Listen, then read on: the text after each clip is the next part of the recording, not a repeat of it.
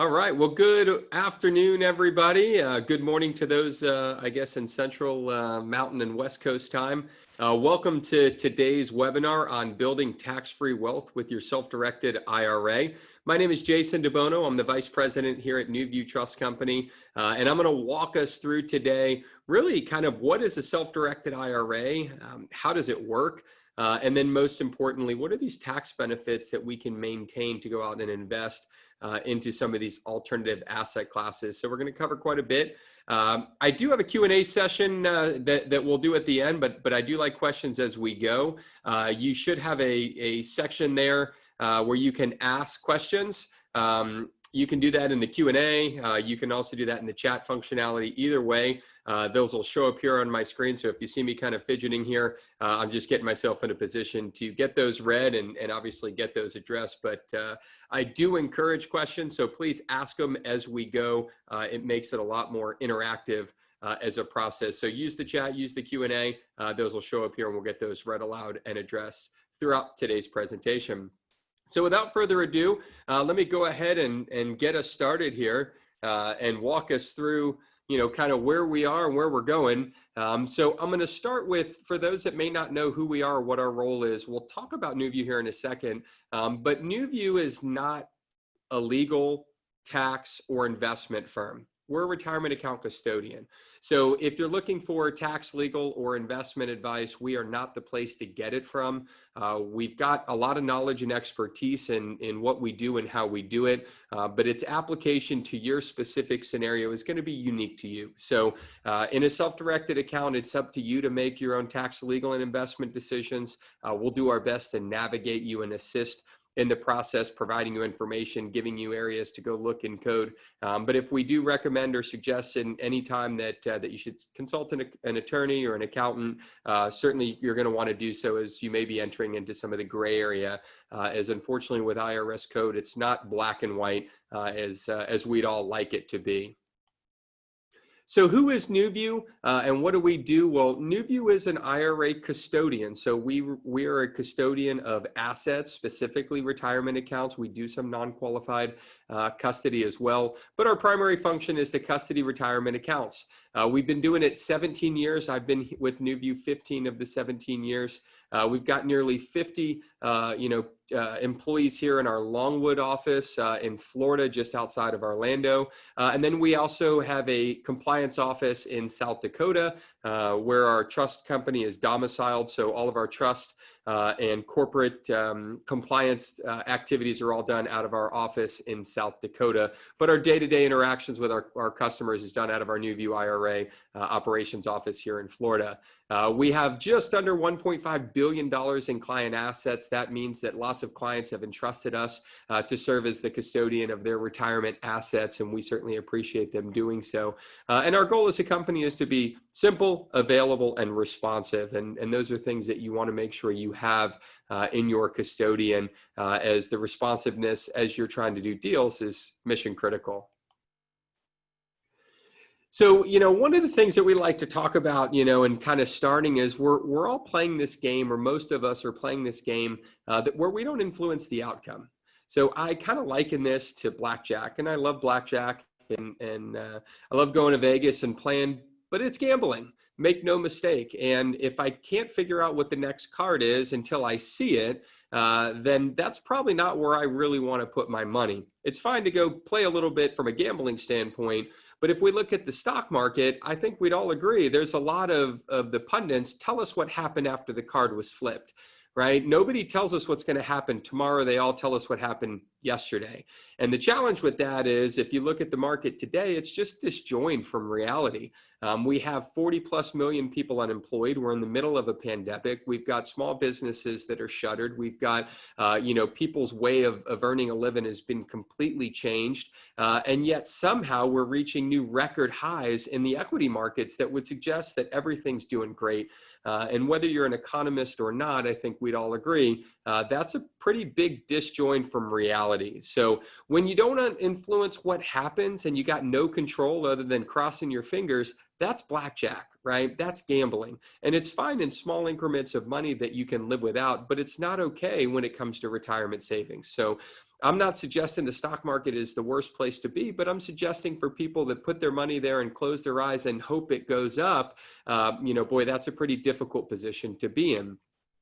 NuView exists for people that don't want to be exclusively in the market. They want to go into invest in assets where they have more control over the outcome. And we're going to talk about what those assets look like as we go today. Now, it's not to say there's no risk in self-direction, and it's not to say investments can't go down, but you have a lot more control over the risk than you do in the market. So we'll talk through that here in just a bit. The other thing I want to talk about is a lot of times self-direction is really about making investments that are not publicly traded. Now, most people take all their retirement money and invest it into publicly traded securities, right? Because that's what they've been told they have to do. They've got to go to a Schwab or Fidelity or TD, and they've got to invest into some sort of stock bond or managed, fund type product. That's because there's not a custodian that's willing to give them choice like NuView does. Yet for most people with their personal money, they go out and buy things like real estate, and they go out and issue loans or invest into private companies. And so what we're here to talk about today is if those investments are attractive to you personally, you can also do them in an IRA. And I'm going to illustrate kind of in a slide here why that IRA is probably the most powerful tool that you have at your disposal. And putting it into investments that you know nothing about and hoping they go up is a waste of this tax advantage potential that your IRA offers. So I'm going to share this kind of story with you, if you will, about taking $1 and doubling it 20 times. Now, the idea here is to really kind of to show two different people. So most people, when it comes to building wealth, don't think about taxes. Right? They think about making money as how you build wealth, right? If I make 10%, I build wealth. If I make 20, I build more wealth. If I make 30, I build the most wealth, right? Yet the wealthy people in the world, the people that truly have lots and lots of money, and I'm not talking about the 1% of billionaires, but the wealthy people, the ones that we see in our, in our communities that are financially fit and stable, probably have good income, but more importantly, have amassed some sort of wealth in their investment portfolio. What they understand that if you don't understand, this slide is hopefully enough to urge you to really think through it, is that the first decision in an investment is not what kind of return I can get, it's what's the best vehicle to make the investment. And this is where tax comes in. So if you were to go out and you were to make an investment of $1 for the next 20 years with it doubling every year, right? So $1 becomes $2, the next year $2 becomes $4, the following year $4 becomes $8. And if you were to take that investment, $1 doubling 20 times over the next 20 years, and you did that in a taxable account, 20 years from now, you get to sit around with your friends at over cocktails or dinner, and you get to tell them that you took $1 20 years ago and you grew it to $72,000. And that's because you took the dollar in your personal account, Uncle Sam took 25% year over year, and you still ended up with $72,000. Now, if you were to sit down at a table and tell your friends that you took $1 and turned it into 72 grand, I think your friends would all be pretty darn impressed. But what people tend to not realize or unaware of is that that's good.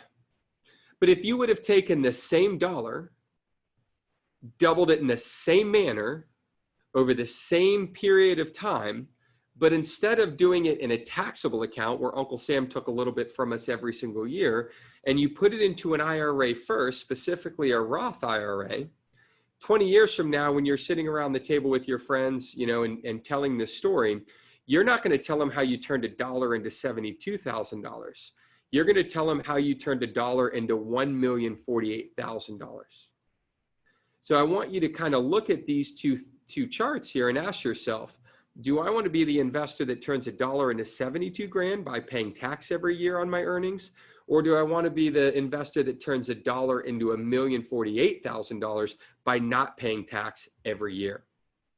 So keep in mind here, we're not talking about two different investors. We're not talking about two different investments. We're not talking about someone that had lots of money to begin with, because those are all the excuses that we tell ourselves, right? This is simply the same dollar into the same investment. One yields me $1 million, one yields me 75 grand. And it's because of the tax benefit. So if you're sitting here looking at your portfolio from a personal investment standpoint, you should be looking saying, man, every investment I make, I'm losing some money to Uncle Sam, and over time it's costing me. So if those investments fit better into a retirement account and they can get your retirement account out of just straight stocks, bonds, and mutual funds, then self-direction may be not only a great investment tool, but also the best wealth building tool that you're sitting on. And the beauty of IRAs in this whole process is this is not a loophole. This is not something that you need, a team of accountants to navigate. This is just put money into an IRA, and that's the way it works, because that's the way retirement accounts work from a tax benefit standpoint. So ask yourself, who do you want to be? Do you want to be telling the story about turning $1 into 72 grand, or do you want to be the one telling the story about turning $1 into $1 million, right? And obviously you can't do that without a tax advantage vehicle like an IRA. So let me pause there. Let's talk about the plan types. Let's see what's come in. I do see a question or two. It says, can you set up a self-directed 401k Roth with NuView? And the answer to that is yes. And actually, this is the slide that addresses that. And I'll talk about that here in just a minute. The other question says, are you looking to hire agents? And the answer to that is no, we're not a brokerage of any kind. We're merely a custodian that holds retirement accounts. So not sure what specifically you're looking for, but hopefully that answers your question. As we go through, please, if you do have questions, keep them coming. Happy to get to them. So as we talk about those plan types, so where do you put your money so that you can take advantage of the tax benefits? Right? Where are you going to get that tax advantage growth that's going to allow $1 to become $1 million? Well, not only are there multiple account types, the beauty is you can have more than one of these plan types. So what you see on the screen here is simply a list of all the predefined account types that are readily available to the public that provide that tax advantaged savings. So the accounts most people are familiar with are traditional IRAs. A traditional IRA is a pre-tax account. So you get a tax benefit when you put the money in, and then you pay tax when you take it out. The limit is $6,000 or $7,000 if you're over 50. These plans are great. And they just simply allow you to get a tax benefit today. We refer to this as paying tax on the crop. So you don't pay tax on the seed, but when the crop grows, you pay tax. So going back to my example there of $1 million, if you had $1 million in your traditional IRA, you would pay tax as you withdrew it. So if you took 20 grand out, you would report 20 grand on your taxes, and you would pay tax at your effective tax rate for that year. If you were to move to the second account that you see here, which is the Roth IRA, a Roth IRA is a post-tax account. That means that you pay tax on the seed, not the crop. So when you put in up to $6,000 a year, you pay tax in that year for that contribution. The beauty is if that $6,000 grows, or in this case, if your dollar grows to $1 million, if it's a Roth IRA, you've already paid the tax on the dollar. Therefore, all of your crop is completely tax-free. Now, obviously, every situation's different. Certainly in that example, you would be foolish, no matter what your tax situation was, to not have a Roth, right? Pay tax on a dollar, even if you paid a 500% tax, which obviously is well above our current tax rates, right? It would cost you $5 and you'd have $1 million completely tax-free. So the Roth IRA is certainly a plan everyone should consider. Whether or not it ever makes sense for you is something that you'll have to determine. But I'm a big believer that a Roth is not a matter of if you should have it. A Roth is a matter of when you should have it. And the when is different for everybody. So if you're looking to get the tax paid up front and ensure that all of your growth is 100% tax-free, then you want to look at the Roth IRA. For those that are self-employed, the SEP IRA can be a powerful tool, although the solo 401k is a better option in my opinion. But the SEP IRA allows you to put up to 25% of your self-employed income away on an annual basis. The cap is $57,000. So if you have $100,000 of self-employed income, your employer, which is ultimately you, could put $25,000 or 25% away for your retirement. So you can get 25 grand, but the limit is up to 57,000. It's a very good plan. It is a business contribution, so it'll show up at a different line on your 1040. And the business has to contribute to all eligible employees. So if you have multiple employees, the SEP IRA may not make sense for you. The simple IRA is the equivalent of a 401k, but it's an IRA. The reason that this is attractive is it's designed for small businesses. So if you have 4 or 5 employees and you want to be able to offer them some sort of saving component that looks like a 401k, but you may not be ready to take the leap and set up the full-blown 401k and pay the expenses, the simple IRA may make great sense for you. That plan allows you to contribute as an employee up to $13,500. Each eligible employee, it's their own contribution, doesn't cost the employer anything. And then the employer can put in 1%, 2%, or 3% as designated annually. 2 plans that I don't think get nearly enough credit that I would encourage you to take strong looks at. If you don't have them, or if you do have them, you can certainly self-direct them. The first is the Health Savings Account, or HSA.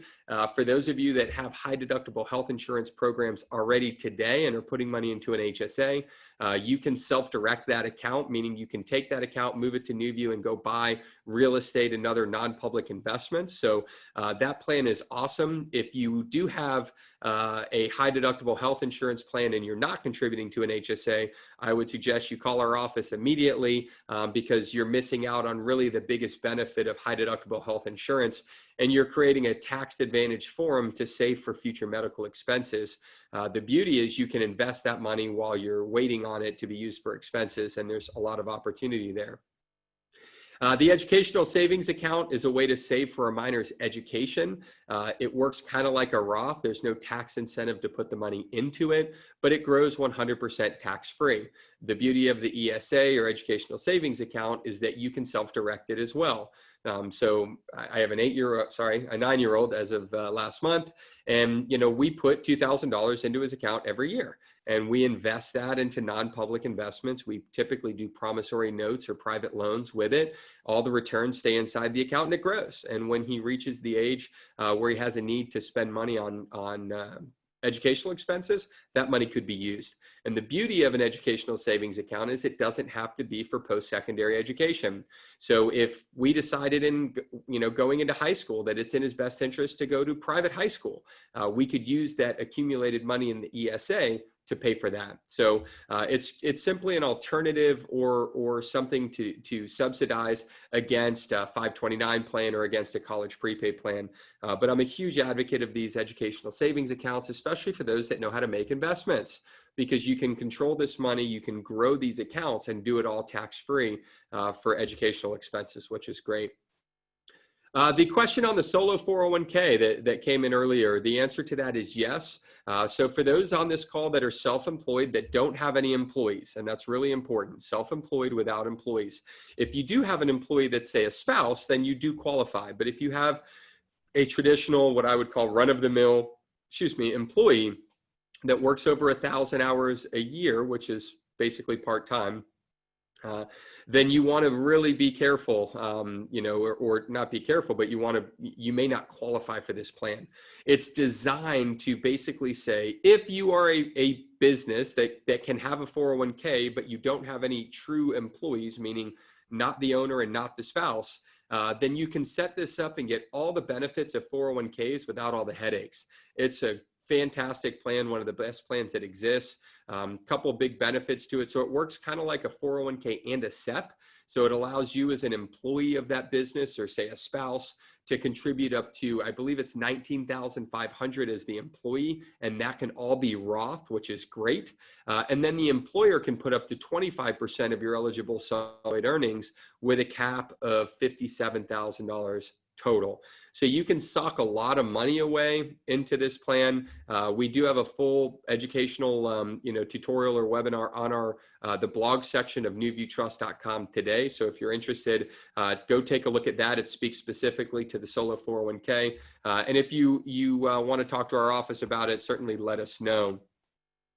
I'm going to pause there. I've got a couple questions. Looks like an additional question that's come in, and it says, can you roll over an inherited IRA? So the answer to that is yes. The inherited IRA will still have an account type, so it'll be traditional Roth, SEP, or simple.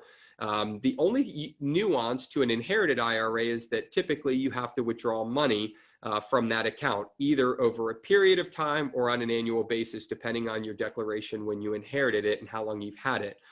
So if you do have to withdraw money from it annually, just make sure that you don't invest it all into something that's not liquid. If you've got, say, 100 grand in the account and you've got to take 5 grand out this year, you don't want to put 100 grand into a private stock investment and then you don't have the liquid capital to withdraw it.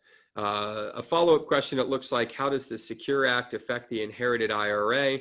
I don't know that it does because unless you've inherited it after. So there's some tax law changes. You used to be able to take a retirement account over life expectancy. So for example, if let's just say my father passed away and left me his IRA, in previous years could have taken that as a lifetime distribution over my life expectancy. So they would have taken my age today, factored it out, and I would have to take little by little over, let's just say, the next 50 years. You can no longer do that.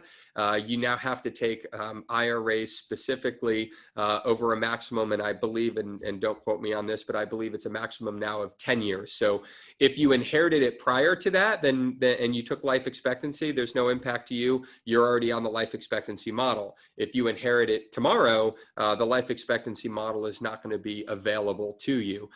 So to the individual that asked that question, if you do have an inherited IRA that is over life expectancy and you've already made that declaration, if you're going to self-direct, then like I said, it's pretty straightforward. We have lots of inherited IRAs. You just need to make sure that that you have some liquid cash to withdraw annually to meet your RMD. If you're taking it over a 5 or 10 year period, again, depending on your declaration, then you can invest it over that period of time. But at the end of that 60 months or 120 months, it has to be fully withdrawn. The beauty is if you do invest that money, let's just say you inherit an IRA today and you take it over 10 years, you can invest it, never take $1 out of it, and then at the end of the 120th month, you can withdraw the entire account, even if you own a piece of real estate or two or other investments. So we're getting a little technical in strategies, but don't let the fact that it's an inherited IRA keep you from self-directing. It just means you've got to potentially act slightly different to adhere to the guidelines of that inherited status. It says, if you want to invest in real estate and you only have partial money from the retirement accounts, can you put the rest of the money in, and how does that work in terms of taxes?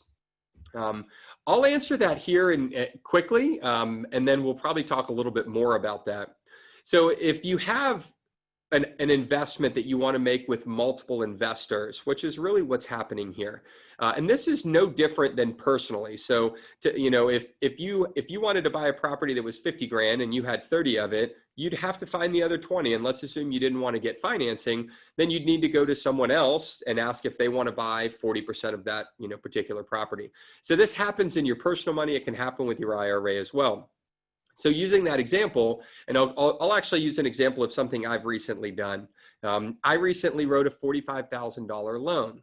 That loan was actually written partially from my 401k, partially from my son's ESA, and partially from my HSA. So I took that $45,000 and I divided it up based on the amount of money I had in each account. And I don't remember the exact dollar amounts, but for illustration purposes, let's just assume I did 60% out of my Roth 401k, I did 20% out of my HSA, and I did 20% out of my son's ESA.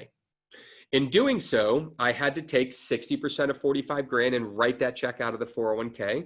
I had to take 20% of my son's ESA and write that check out of there. And I had to take 20% out of my HSA and write that check out of that account. As monthly mortgage payments are made, they get split up 60, 20, 20, and they go right back into each respective account.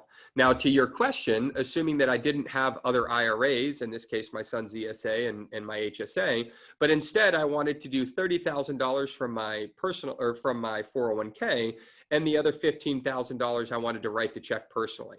As long as it was done at the time of acquisition, and as long as it was clear on title and in dollars that each party has a separate ownership and they've paid the fair amount for their respective ownership, then yes, you could buy part of a piece of real estate with your IRA and part of the real estate with your personal money.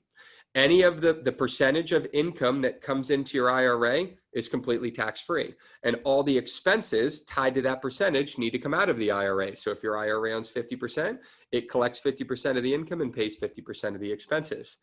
In your personal account, if you receive 50% of the income and pay 50% of the expenses, then you would add that on your own tax return, and you would be subject to tax for any net earnings that you had. So if you brought in 80 grand and paid out 60 and you had 20 grand net, you would have tax on 20 grand because it's personal money. Whether you own 1% or 100, it shows up on your tax return in the same manner. Hopefully that answers it. If it didn't, let me know. All right, continuing to move on here. I'm going to close this out. So we talked about the plan type. So the thing that I want to make sure everyone takes really good notice of on this slide is that this is not a one and done. So if you're not exploring all of these accounts, you're missing out. If you have a Roth IRA, it doesn't mean you got to stop there. You could have an HSA because you may have high deductible health insurance and you just didn't even know it.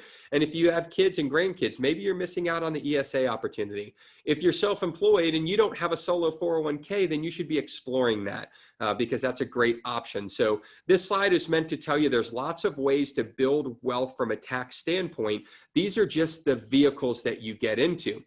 Once you pick the vehicle or vehicles, now we're going to talk about the destination. And the beauty of what a self-directed IRA is, it's you get behind the wheel and you're driving to whatever destination you want, right? And that's really what makes IRAs incredibly special.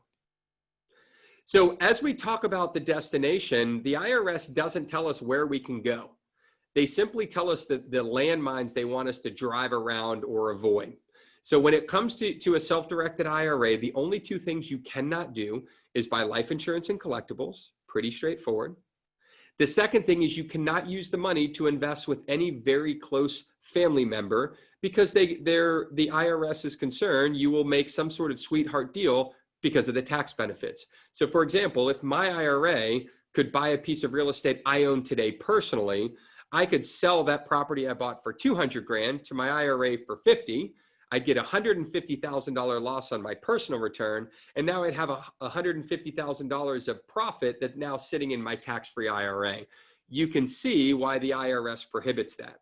So the IRS says you and your spouse, your parents and grandparents, your children and grandchildren, along with spouses and businesses of those parties, can never do business with the IRA, period. They can't buy and sell to and from. They can't lease, lend money to, they can't provide services, sweat equity, that sort of thing. So all the investments made in an IRA all have to be passive. So there's nothing that prohibits you from buying real estate, but they prohibit you from buying real estate you currently own today. There's nothing that prohibits you from writing a loan, but they don't want you writing a loan to your father. There's nothing that prohibits you from investing into a private company as long as you don't own or operate the private company. So those rules are there to protect the tax integrity of the retirement account.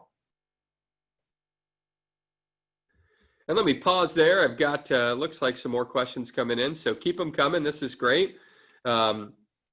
All right, it says, if I want to invest $50,000 into notes, but I don't have a retirement account set up, but looking to set up an account to invest the full amount in the shortest amount of time, I'm a foreign income earner with an S Corp in Nevada with no employees. All right, so then it says, secondary question, should I set up multiple vehicles to make this happen in the shortest amount of time? So let me start by saying I'm going to take you back a trip down memory lane to the very first slide I put up, which is I am not a tax professional or an investment advisor. So I'm going to answer this question. You have a lot of things going on. I'm going to answer this as a general premise. Please don't take anything I'm saying as being accounting advice for you to go act on, but I'll get you close. So the first thing is in order to contribute to a retirement account of any time in the United States, you have to have earned income in the United States. So even if you are not a United States citizen, but if you have a S Corp set up in Nevada and that S Corp is deriving income and you're paying tax in some capacity to the IRS, then typically you're probably eligible to make some sort of retirement plan contribution depending on how you claim that money. So we'll make some assumptions there.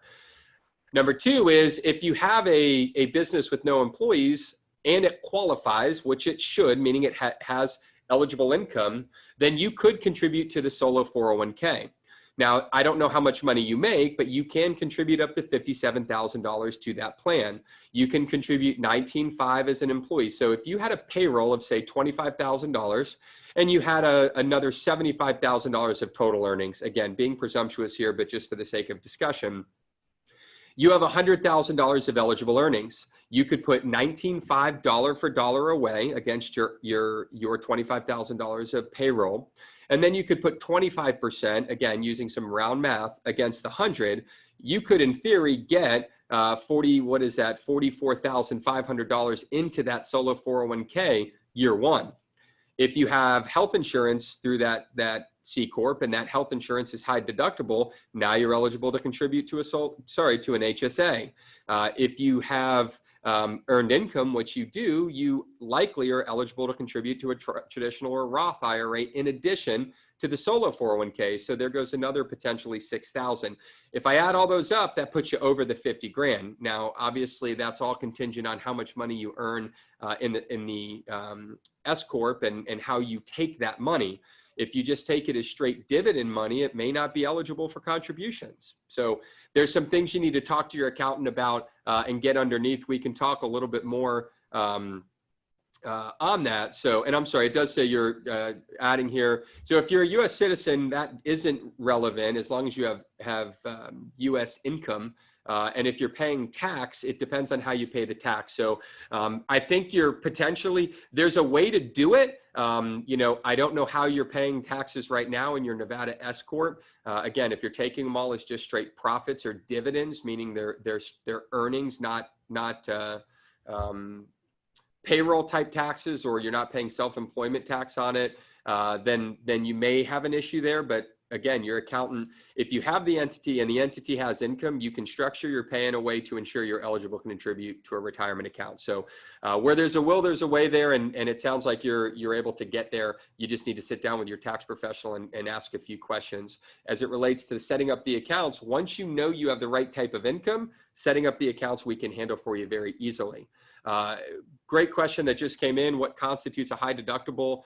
Is it a dollar amount? And the answer is yes. I'm going to round. I believe it's $1,250. They may have changed that, but that means that your deductible, you have to be 100% responsible for medical expenses up to your deductible, and your deductible has to be over, I believe it's $1,250. A quick Google search will validate that, but last time I checked, that was the number.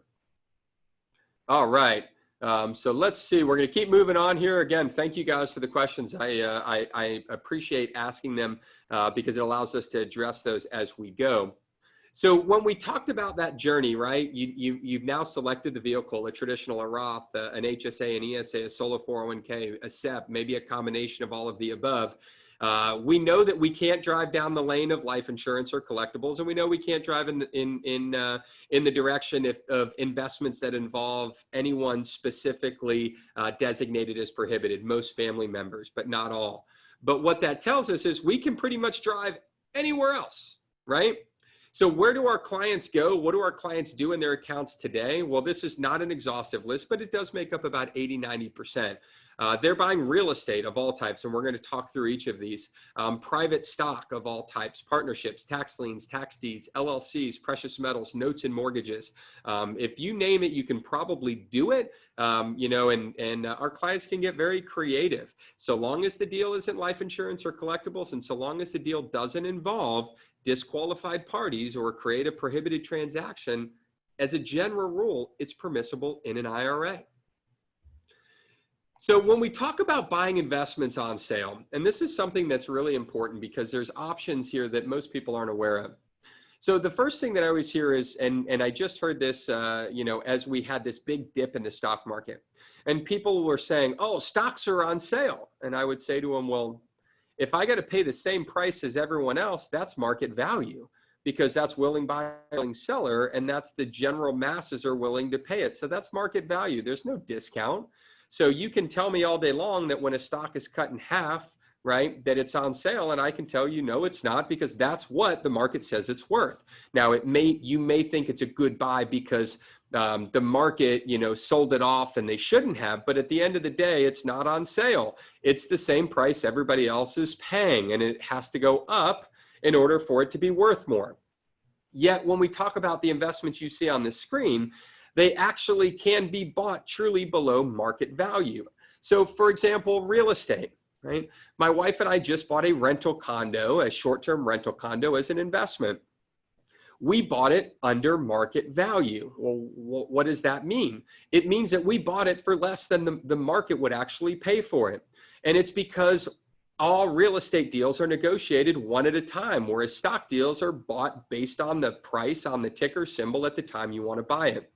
So in buying this condo, we ended up buying a condo in a building that was going under a renovation, meaning it couldn't be rented, the property couldn't be used. Well, that turns away a lot of buyers.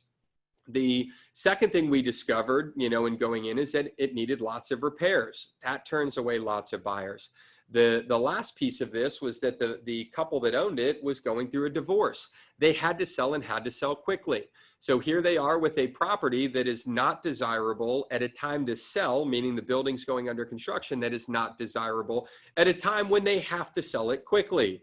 And so we were able to come in and buy that property significantly below what the market says it's worth. Now, obviously, if no one else bought it, the market doesn't say it's worth that much. But we could have put that on the market right away. And if we were patient, meaning we had a month or two to wait, we could have sold that property for probably a 20% return right away. So when I say properties are on sale, it means that you can go in and negotiate. So the market would buy it for 200 and we may have bought it for 150 or 140. And people always ask, well, why would anyone ever sell something that's worth that much for less? And it's because everybody has to sell for different reasons. And if you can buy from people that have to sell and have to sell quickly, then you can put yourself in a very strong position. So real estate offers significant benefit from a buying on sale.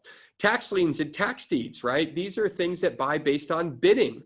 And the interest rate you earn is based on how many buyers are buying them and how many tax liens for sale.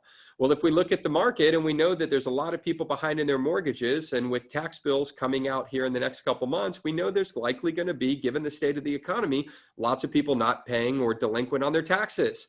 And so what does that mean? It means that the government, the municipalities have to go sell them. And if there's not many buyers, you can buy these things because they're plentiful at a much higher rate. So you can actually earn more money or get more interest as a result. Non-performing notes. We know that there's a lot of issues going on in the note world right now. There's a lot of private loans and a lot of public loans that exist that are going into default. I read something that car loans are at an all-time high. We saw there was a recent series of articles on shadow inventory on mortgage delinquencies because there's been a moratorium on foreclosures, but it doesn't mean that they don't have the data to say, we got a big windfall of these things coming. We've got a lot of evictions coming, and for a lot of those people that aren't able to evict, they're not getting paid by their renters. And those typically renters are not going to make that payment up. And so you're going to find there's going to be lots of these non-performing notes that become available, and you can go in and negotiate and buy these at a discount. Structured settlements, people that have judgments. Somebody got into a car accident and sued Allstate for $100,000. Well, Allstate doesn't write them a check, right? Allstate gives them some sort of settlement. And so they'll pay them 10 grand for the next 10 years. Well, that individual may need the money sooner. And so you can go in and buy those structured settlements. And then private stock and startup companies. There's lots of very good, viable businesses that need money right now. And I'm not suggesting that you go prey on them. I'm suggesting that you strike very fair deals that manage your risk. So maybe you know someone that owns a very successful restaurant, but at half capacity, depending on where they're geographically located, they may not be making as much money as they need to pay the bills. And so you may be able to come in and write them a loan or become a partner in that property, help them weather out the storm. And when things get better, you may have a nice interest in that property. Again, this isn't about going in and taking advantage of people. This is going in and making fair deals given the times that we're in. So when we talk about buying these investments and investments being on sale, you can't do any of these things in the stock market. And this is the beauty that self-direction offers. Let me pause there and see if anything else has come in. All right, let's see here. What is the normal time frame to reinvest money pulled from a retirement account into a self-directed IRA? I know the CARES Act gives someone 3 years, but not referring to that. Yeah, so the CARES Act is completely separate from rolling money over to a self-directed account. The CARES Act lets you take money personally. So you can withdraw up to $100,000 and in theory, hold on to it for 3 years before putting it back in your IRA. I don't recommend people do that with the exception of those that actually need the money, right? But if you're just going to take the money out for the sake of it, every investment you make with that 100 grand is taxable. So why wouldn't you move it to a self-directed account and make the same investment? So I digress there. I know that wasn't your question, but I read it and I wanted to make sure I at least hit on the CARES Act. As far as rolling money over from an account into a self-directed account, it can be as quick as a day or two, as long as 2 to 3 weeks. Couple things that determine the time who's transferring the money. If it's an IRA, we go get it on your behalf. If it's coming from an old 401k, you have to go get it. And every company has a few different hoops they may want you to jump through to get the money moved, but it's a quick process. It used to, again, I've been doing this 15 years. 10 years ago, I'd have told you, boy, these companies really hold it up. I can tell you today, no one really holds it up. So as long as it's in a cash form, if you've got it in investments, especially stocks, bonds, mutual funds, there's it may be a little bit more time because they've got to liquidate that sort of thing, but it's easy. It takes a few days, sometimes a week or two, but you can always expedite it by wiring the money in, having us overnight the request. A lot of the firms now accept fax requests or email requests. So it's moving in the right direction. It says, I have a Roth account with Vanguard. Am I able to move that money to a NuView Roth IRA? Yeah, per the above, the answer is yes. You'll establish a Roth IRA with NuView, and as part of that establishment, you'll provide us authorization to go to Vanguard on your behalf. We'll go make the request to them to move all or part of the money based on what you request. And then Vanguard will send the money directly to us. It's custodian to custodian. There's no tax liability. It's not reported to the IRS, and it's very easy. Something like that typically takes about a week to get set up from top to bottom. Can I put my retirement trust as the contingent beneficiary on IRA accounts? Would we put this on the NuView beneficiary form? The short answer, without getting too technical, is yes. You can designate a trust as the beneficiary of a retirement plan, and you could do that as the primary beneficiary or the contingent beneficiary. So yeah, without knowing all the particulars, the short answer to that question is yes. And then it says, what is the max time frame before the window would close to reinvest? And I'm sorry, I'm going to need a little bit more on that question in terms of what you're looking for. There is no window of time from an investment or reinvestment standpoint in an IRA. So if you set up an IRA today, you could wait 10 years to make an investment. You could make an investment today, sell it tomorrow, and reinvest it the next day, or wait 6 months. It's not like any kind of 1031 exchange where there's time constraints. All of the tax advantages are built into the plan. So if you bought a piece of real estate today, sold it tomorrow, it's 100% tax-free. You don't have to hold it a year and a day. You don't have to sell it within a time frame. You don't have to wait a certain period of time. Hopefully that addressed your question. If it did, great. If it didn't, please give me a little bit more and I'll get to that. Again, thank you for the questions. Certainly keep them coming. All right, so let's keep moving through. So one of the things we talk about is private lending, and this is something that I do personally. I've done for many, many years. I do a lot of private lending with my retirement accounts. Here's the things. Obviously, I'm going to open all these up. This is what I love about private lending. Private lending allows me to be passive, meaning I don't have to worry about tenants and toilets. I don't have to worry about rehabs, etc.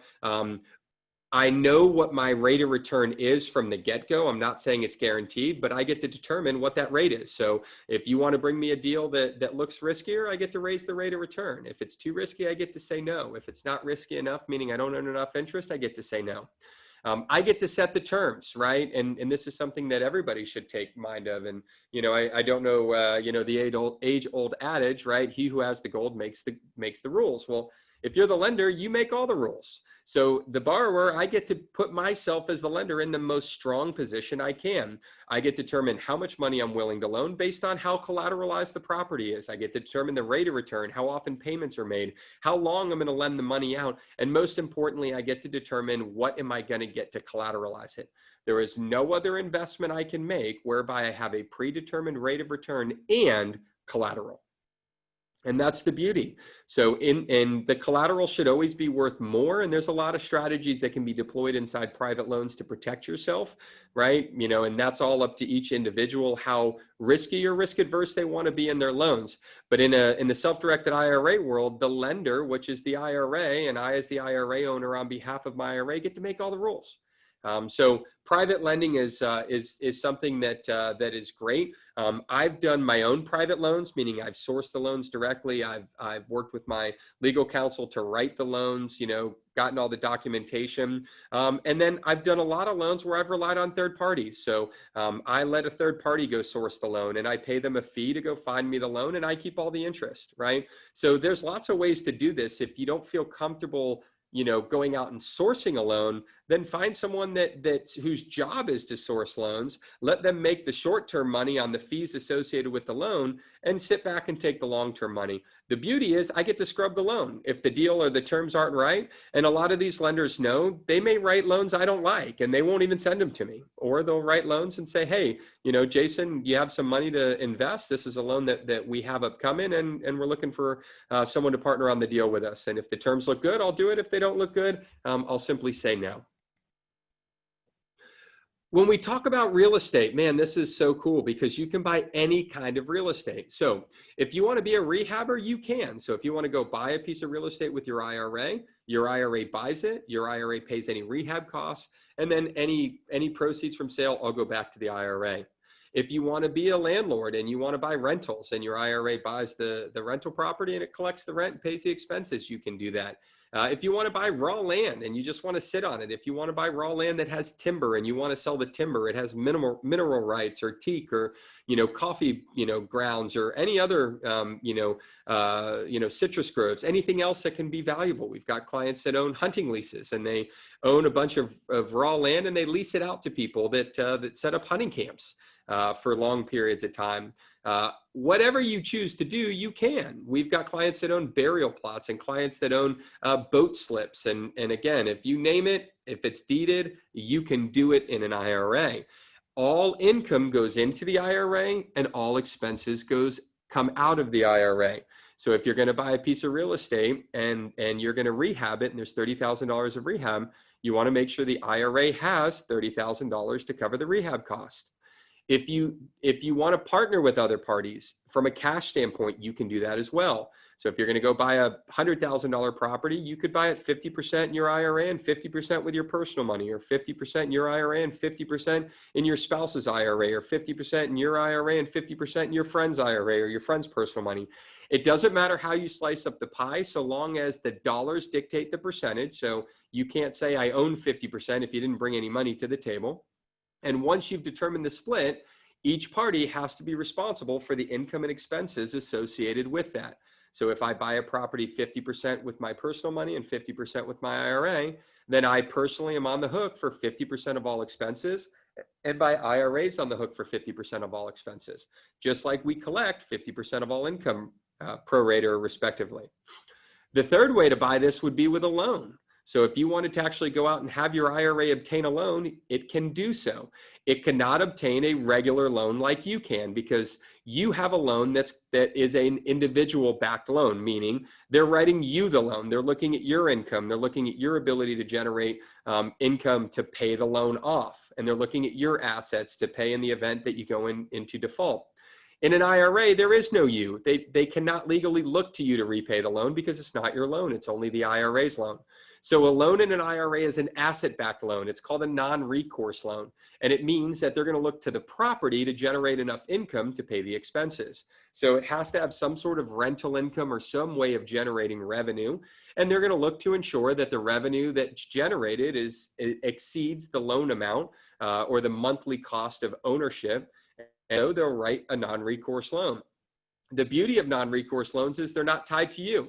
So they're not going to show up on your credit. You don't have to worry about if something goes wrong with the property, you know, the bank coming after you. The only recourse the bank has in the event that property goes into default is to foreclose on the property. The last part I want to touch on getting a loan is in the event that you do get a loan, only in the event that you get a loan, you may be subject to some tax. And it's because you're going outside the IRA to borrow money, yet all the profits go into the IRA. And the IRS says if you get 100% of the profits, but you only put up 50% of the money, then the difference, or 50%, we're going to be able to clip a little tax on. Don't let it scare you. I've looked at these, up and down, sideways, left and right, and the numbers almost always are well worth the leverage, even for the cost of the tax, because the alternative is to pay cash for these deals, and you may be able to buy two and pay tax versus buying one cash. So there's some options there. If you have interest in taking on a loan, we can walk through that and talk through that process with you. All right, I've got some questions that are continuing to come in. All right, it says, I have very limited knowledge in real estate investments. How does it work in a self-directed IRA? Well, hopefully what I just talked about kind of helps with that. If you have limited knowledge in real estate investments, I would encourage you to take a look at a local real estate investment club, group, or association. There's a nonprofit group called National REIA, REIA, that has chapters and clubs throughout the United States. I personally have learned most of my investment understanding in real estate from those groups or from professionals I've met through them. So I would encourage you, if you're eager to learn more about it, to take a look. They have a lot of educational content. A lot of it's free, some of it's paid. I always give everyone the same advice. If you're going to pay for content, make sure it's good. That'd be like paying to go to college without looking to see what else exists. So don't pay for content that you can get for free. So take a look around and then make sure that you're sourcing it. The content is sourced from the right place. A lot of people that try to make a quick buck at your expense. So just be careful of that. There's a lot of great education out there. There's a lot of great mentors, and you can learn a lot in real estate by attaching yourself to one or two of them. Is the amount a year? Is there an amount a year or overall that can be converted to Roth from traditional? So this question involves taking money from a traditional IRA, any pre-tax account, and moving it to a Roth. In doing so, it's called a conversion, and you're going to subject yourself to tax on the amount that you convert. So if you were to take $50,000 from your traditional IRA and move it to a Roth, you would add $50,000 of taxable income to your tax return for the year.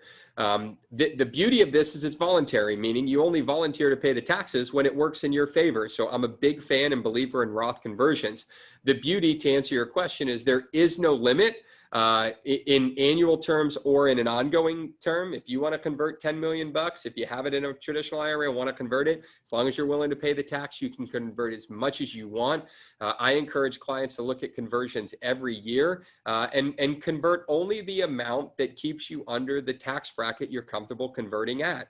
So if you have room in the tax bracket, especially if you're in a lower tax bracket this year at 15 or 18%, man, it's pretty attractive to get the money moved over and avoid the tax in all the future years. So if you convert 50 grand today and that 50 grand grows over the next 20 years to $1 million, it's completely tax-free. Whereas if that 50 grand grew into $1 million in a traditional IRA, that $1 million is taxable. Still a good situation to be in, but not as good if you got the taxable paid out of the way. All right, it says, what about converting a defined contribution plan to a Roth IRA? Why isn't doing that the absolute best strategy to maximize your money in retirement and save paying huge amounts in tax? I agree with that comment and statement. Basically, this is saying, why wouldn't you take as much money as you can from taxable accounts? From retirement accounts that will be taxed down the road and moving them into the Roth, which is tax-free growth, meaning you pay the tax up front. I agree with that sentiment and logic. I don't think it applies universally, but I do think it applies to most. If you've got money sitting in pre-tax accounts and you're going to go out and really try to be an aggressive investor and make good returns, then why in the world would you pay tax on the crop when you could pay it on the seed? So when people ask me what's better, should I pay the tax up front, or pay it at the end? I ask them, how good a farmer do you intend to be? If you're going to put a seed in the ground, let it water itself, sit inside on the couch and focus on other stuff, then a pre-tax account's probably your best bet because you're not going to have a very big crop. But if you're going to put those seeds in the ground, water them, and when they crop, harvest them, get more seeds, put those in the ground, water them, harvest them, put more seeds, and keep working hard, like a lot of our clients do, then the Roth IRA in almost every situation is going to be hands down the best option for you. So thank you for pointing that out. Somebody asked, is there going to be a recording of the webinar? They joined a little bit late. Absolutely. If you've attended, you will get a link to the recording, and you can go back and watch it. We'll get that sent out to you. Thank you for including your info there. All right, let's keep moving on. We got a couple more slides here. All right, so we talked about, we didn't go in depth into every investment, only because we don't have the time to do so. But you can understand, if you can understand IRA, self-directed IRA's application to real estate and lending, it works the same in private companies. It works the same in tax liens and gold, and any investment that you think makes sense. So don't focus so much on your strategy. Focus on the fact that, is self-direction the tool that's going to help me build wealth? And am I better off buying Main Street level investments with my retirement plan versus Wall Street level investments, right? What do we do? Well, we provide the administration and the custody. We execute all the contracts, sign all the documents on your behalf. Of course, we make sure that you've approved them all before we sign. We collect any income, pay any expenses. We do all the IRS filings as required. And then we send money to you as requested and pay all the expenses as directed by you as the account holder. So what do you do next? What's the step? Well, first of all, you'll be sent some information after the event. It's the digital equivalent of our kind of qualification card. We encourage you to fill that out and let us know if it's something that you're interested in. And then the key is figure out what type of account is best for you. I can't stress enough how important it is to really focus on that slide. So many people focus on the investment side that they step over the true wealth building side, which is the right type of account. Remember, if all you do is focus on investments, you become the guy or the girl that turns $1,000 into 72 grand. If you focused on the vehicle first and the investment second, you can become the person that turns $1 into $1 million. And you can't do it without the right vehicle. And self-directed IRA is without a doubt a great vehicle to be looking at. Once you've decided on the right type of account or accounts, then we'll help you get the money moved over or make your contributions. And then it's about finding your investments. Remember, we don't do that for you. That's your responsibility on your end. So we'll wrap up here with some questions. If you want to text now to 33339, you can. It'll get you our e-guide on self-directed IRAs if you don't already have it. If you don't have it, it's definitely worth it because it's going to get you some good information. It'll also let our team know that you're interested in having someone reach out to you and answering some questions. If you don't need us to do that, let us know. We're just simply here to help. So I'm going to open this up. We've got about 3 to 5 minutes left. If you do have questions, get them typed in, because once I exhaust what's here, we'll wrap up. But let's see what we've got coming in here. A few thank yous for the event today, and certainly you're welcome. I genuinely appreciate the dialogue and the questions. It says, am I correct that my father-in-law is not a disqualified person with regard to my solo 401k? So this is an area, a gray area. It's a technicality. The answer is yes. I believe you're right. A father-in-law, so that would be your spouse's parents, is not designated in the code as a disqualified party. Your parents and their spouses are, but not your wife's parents. I always encourage people when you transact with the people that I consider close to the flame, which are not expressly prohibited, but close. Those people would be your in-laws, your siblings, brothers, sisters, aunts, uncles, cousins, nieces, nephews. None of those parties are expressly prohibited, but understand that the IRS still wants you to act in the best interest of your plan. So make sure that you can stand the test of, is this a fair deal? Because if the IRS comes in and sees that you did business with your mother-in-law, for example, with your IRA, and you did something that looks like it was well above or well below market value, you could get yourself in trouble. So it doesn't mean if they're not on the list, you can do what you want. It simply means that if they're not on the list, you're eligible to do business with them, but all transactions must be done at an arm's length. So they want to make sure that you're behaving yourself with those parties. So if you're going to loan money to your brother and you have 5 other loans in your account, all at 8%, you loan money to your brother at 2%, the IRS could say, hey, wait a minute, you're a lender at 8% across the board, but all of a sudden you're willing to do a loan at 2%. We believe you're only writing it at 2 because it's your brother, or at 20, right? So just be mindful of that. But yes, you are correct. In-laws are not considered prohibited parties. Let's see here, a couple requests for the recording. We'll get those over. Let's see, it says, I'm in the process of setting up a self-directed IRA with NuView for the purpose of purchasing rental properties. In regards to reduced paperwork and hassle, which NuView plan is better for real estate investments that are managed by a third-party property manager? Self-directed IRA with checkbook control, or self-directed IRA custodial plan where NuView pays the expenses from the revenue generated from the asset? All right, so the short answer to that is it depends. There's a few different ways to go. If you set up a self-directed IRA, no matter what, you really have 2 choices. The first thing is you have to set up the self-directed account first. So no matter what you read on the internet or hear, you can never eliminate the custodian from your life. What you can do is you can take on some of the responsibilities that custodian performs today by setting up what's called a checkbook control LLC, independent of the IRA. So step 1, no matter what you choose, is you've got to set up a self-directed IRA with NuView. Step 2 is you need to decide, do I want to request my purchases through NuView and let NuView keep track of all the paperwork and the money and all of that? Or do I want to set up a checkbook LLC, pay the fees associated with that, because you got to pay a filing fee you got to pay someone to set it up, and you got to pay an annual filing fee with the state that it's located in, so it's not free. And then you also are taking on the work associated with that. So meaning you would have to, as money comes in, you got to keep track of it. It's going into a bank account for the LLC. It's not coming to your IRA directly. So you're now taking those responsibilities on. I liken this to people cutting their own grass. It's reward, but it's also time. So some people cut their own grass because they think it's not worth the money and it's easy and they'd rather do it themselves. Other people say, you know what, I love not having to cut my grass. That choice is yours. But keep in mind that cutting your grass isn't free, right? Your monthly expense is gone, but you still have to have a lawnmower. You still have to have a weed whacker. You still have to have an edger, right? You still got to buy gas and oil, et cetera. So when it comes to a checkbook IRA, the real decision comes down to how hands-on or hands-off do you want to be? If you are happy being more hands-on, and if you own a lot of properties, then it does become cost advantageous because it cuts some of our fees down, right? And there's not a lot of fees at the LLC level, but you're taking on all the work.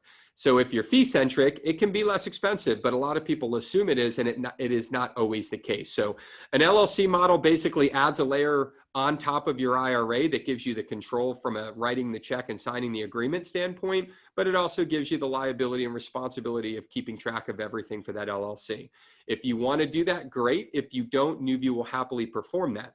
If you're going to buy rental properties that have a third-party property manager, meaning they're going to collect the rent, they're going to pay the expenses, and you're only buying a couple properties, unless you're really fee-centric, meaning you want to pay the cheapest down to the penny, I would do those right in an IRA at NuView because it's already passive. If you're going to set up an LLC for the sake of managing properties and then go pay someone to manage the properties, you're bypassing one of the big benefits of the LLC. So hopefully that answered your question. We can certainly talk more with anyone here on the team as needed, but hopefully that addressed that. Again, some more thank yous. You guys are certainly welcome. Let's see. What if I drop, say, $50,000 into a self-directed IRA with you, but don't invest all into an investment this year? Am I taxed on the balance still in the account? So you cannot just put 50 grand into a self-directed IRA. That money would have to have come either from a contribution, which would be based on your eligibility requirements, and there's limits on that, or it would have had to have come from an existing IRA.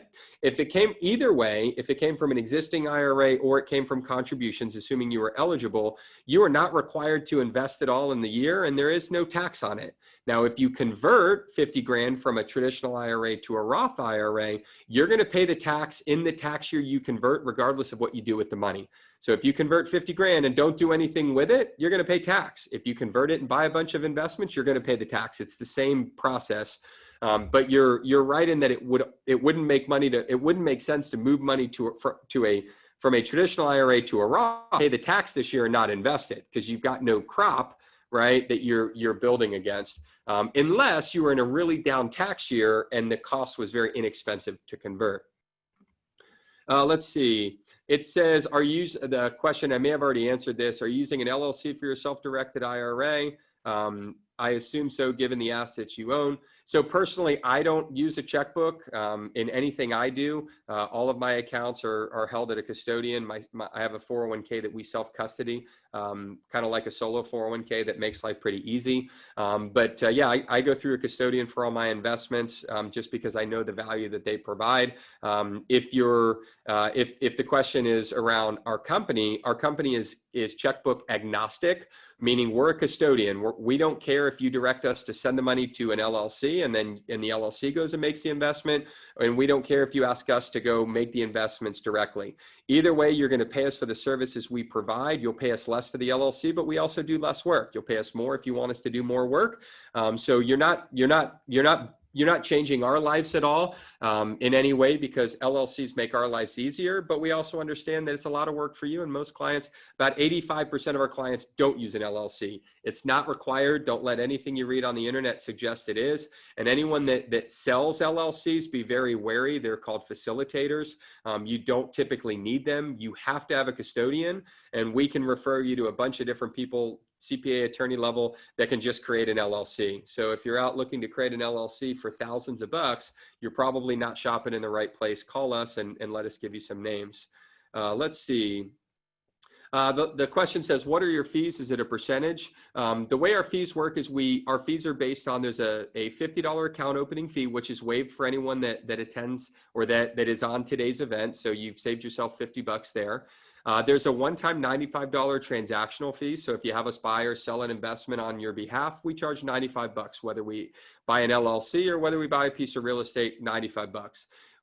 We also charge the same whether the real estate costs $5 grand, $500 grand, or $5 million. It's the same work for us, $95. Annually, you can pay the fees based on the value of your account. So there's a table right on our fee disclosure. You can pull it up on our website that says, this amount, this fee, this amount, this fee, and you can go take a look at that. Or we have an option where you can pay a flat fee of $295 per asset. So if you were to own a $300,000 rental property in an account with us, it would cost you $295 a year. If you look at our fees, they're pennies. They're incredibly inexpensive. We make significantly less money than Fidelity or any of these other firms are making off of you. They're making their money not in fees, so don't think they're not charging you. They make their money on commissions, and they also make their money on the managed mutual fund side and the investment side, because they're getting rakes out of the back of these funds on average of 1.5 to 1.75%, which is significantly higher than our fees. Going back to my example, if you bought a $300,000 property, if we just charged you 1%, that fee would be $3 grand. We charge you $300, which is 1/10 of 1%. So I assure you, self-direction, you can go shop around and you can try to save a nickel finding a cheaper custodian. Everybody's fees are pretty darn close to the same. We all provide a very similar service. If you're looking to save $25, we're probably not best for you. Go find the custodian that's going to be $25 less, but understand that when you pick up the phone to call them or you process a transaction and you wait on hold for 30 minutes or it takes 5 days instead of a day, that 25 grand came at a cost. So NuView's fees are incredibly inexpensive, and the value that we provide for the fees we charge, almost makes our fees irrelevant. All right, it says, what would be the typical investment if I borrow money from myself, self-directed account to buy real estate? So you cannot borrow money from your self-directed IRA. That's not what we do. If you want to buy rental property in the self-directed IRA, then we could certainly do that. But you cannot personally borrow money from your IRA and take out interest. There is a loan provision only in a solo 401k plan. You can call us if that's what you're interested in. That plan does have a loan provision. You can only borrow up to 50% or $50,000. There is currently an option to borrow up to 100% or 100,000, but that expires at the end of the year. That's a CARES Act provision, but you cannot borrow money out of your account. What we do is we help people use their IRA to buy real estate.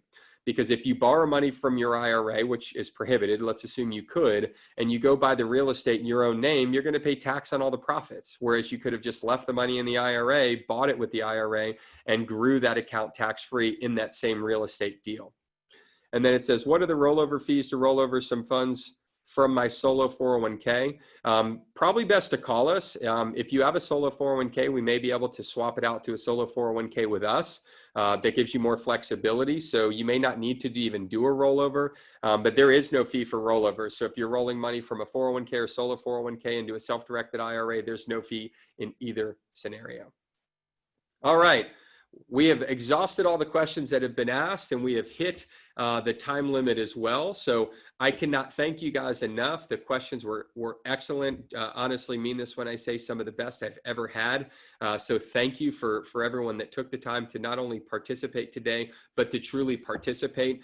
We appreciate you being here. Our goal and desire is to be the best custodian, and we want to be a custodian for each and every one of you. So if you're not self-directing today, you need to call us. If you're self-directing today with someone else, we'd encourage you to call us and see if we can do better for you. So in either case, our goal and desire is to help put you on the path to making your own investments, moving from Wall Street to Main Street, and then going back to that slide about building tax-free wealth. We want to help you tell the story about having more money at retirement, certainly not having less money at retirement. And the more you do in a taxable account, the more that you're going to lose to the government. So thank you everybody for joining us today, and look forward to working with each and every one of you here in the short-term future. Take care, everybody.